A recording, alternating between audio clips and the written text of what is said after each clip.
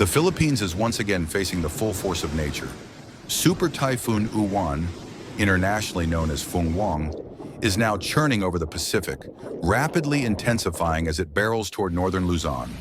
With winds powerful enough to tear roofs from homes and waves towering along the coast, authorities have already ordered more than 1 million people to evacuate from high-risk areas. But what makes Typhoon Uwan particularly dangerous isn't just its strength. It's the timing, the size, and the country's fragile state after being battered by another storm just weeks ago.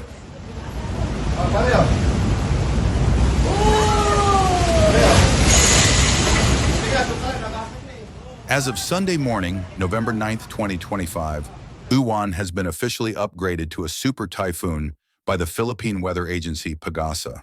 At 7 a.m., its maximum sustained winds were estimated at around 185 kilometers per hour, with gusts reaching up to 230 kilometers per hour, equivalent to a Category 4 hurricane on the Saffir-Simpson scale. The storm was last located roughly 125 kilometers east-northeast of Verac, Catanduanes, moving west-northwest at around 25 to 30 kilometers per hour. Forecasters expect it to make landfall over Aurora Province in Northern and Central Luzon late Sunday night or early Monday morning. But the danger isn't confined to one province. The typhoon's enormous circulation, stretching nearly 900 kilometers across, means even regions far from the eye will experience torrential rain, destructive winds, and possible flooding.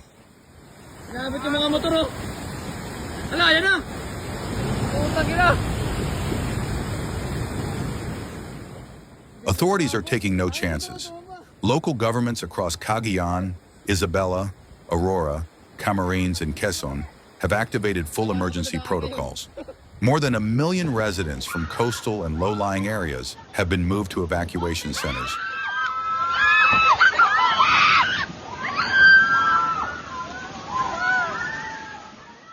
In Catanduanes and Albay, families are already sheltering in schools and gymnasiums converted into temporary evacuation sites. Boats have been ordered to stay in port, flights are being canceled, and inter-island ferry operations have been suspended. Officials warn that storm surges of up to 3 meters could inundate coastal towns, particularly along the eastern seaboard of Luzon.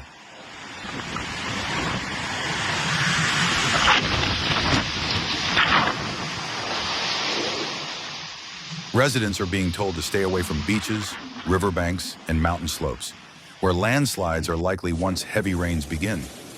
Uwan's strength alone would be cause for alarm, but what makes this storm especially concerning is how it's striking at a vulnerable time. Just weeks ago, Typhoon Kalmegi, locally known as Tino, swept through parts of the country, leaving behind flooded communities, damaged infrastructure, and exhausted emergency services. Now with Uwan approaching, disaster response teams are stretched thin. Roads and bridges weakened by previous floods could easily collapse again, cutting off remote villages and delaying aid delivery. Meteorologists also warn that the storm's broad wind field and slow weakening after landfall could result in prolonged rainfall across northern and central Luzon. That means rivers could overflow, mountain slopes could give way, and flash floods could occur even far from the coast. In the coastal town of Baler, Aurora, one of the areas expected to take a direct hit, residents spent the day boarding up windows, reinforcing roofs, and moving valuables to higher ground. Maria Santos, a mother of 3, told local media she remembers the last time a super typhoon struck their area. "We lost everything back then," she said. "This time we're not waiting. We've already moved to the evacuation center." In Quezon Province, fishermen were seen pulling their boats far inland to prevent them from being destroyed by incoming waves. Meanwhile, local churches and community halls have opened their doors to evacuees, offering food, water, and shelter as heavy rain bands begin lashing the coast. The Philippine Red Cross and local disaster offices are distributing relief goods and positioning rescue teams in advance, but they're urging the public to cooperate and avoid unnecessary travel. President Ferdinand Marcos Jr. has directed all government agencies to stay on full alert mode, emphasizing that lives must come first. In a televised briefing, the president said, "We cannot control the storm, but we can control our preparedness. I urge everyone to follow local authorities and take evacuation orders seriously." The armed forces and Coast Guard have deployed personnel and vehicles to assist in rescue and relief operations once conditions allow. Energy providers are also preparing for widespread power outages, while telecom companies are setting up mobile signal boosters in evacuation areas to keep communication lines open.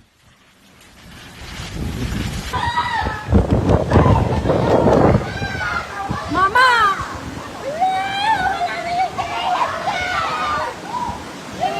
Nasira na yung bako! Diyos ko! Mama, no! Meteorologists forecast that Typhoon Uwan will make landfall late Sunday or early Monday, before cutting a path across northern Luzon. It is expected to weaken as it interacts with the mountainous terrain, but the risk of flooding and landslides will persist long after the winds subside. By Tuesday or Wednesday, the typhoon could move out toward the Taiwan Strait, bringing heavy rains to southern Taiwan before curving eastward into the Pacific. However, weather experts caution that even after the storm exits, residual rain bands may linger over the Philippines, prolonging flooding and complicating recovery efforts. For many Filipinos, storms like Uwan are no longer isolated events. They are becoming part of a troubling pattern. The country, located squarely on the Pacific typhoon belt, is hit by an average of 20 storms each year. But meteorologists say the recent increase in the intensity and frequency of these super typhoons is linked to warming ocean temperatures, which fuel stronger and more unpredictable weather systems. As one climate scientist put it, each degree of warming makes every storm potentially more destructive. That's a stark reminder that preparedness and resilience aren't just seasonal needs. They're long-term investments in survival. Tonight, as Super Typhoon Uwan bears down on the Philippines, millions are bracing for impact, praying the walls hold, the rivers don't rise too fast, and that tomorrow brings calmer skies.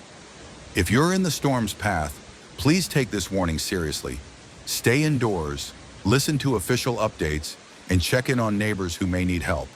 And for the rest of us watching from afar, it's a moment to reflect on how quickly nature can change lives and how vital it is to support those in harm's way.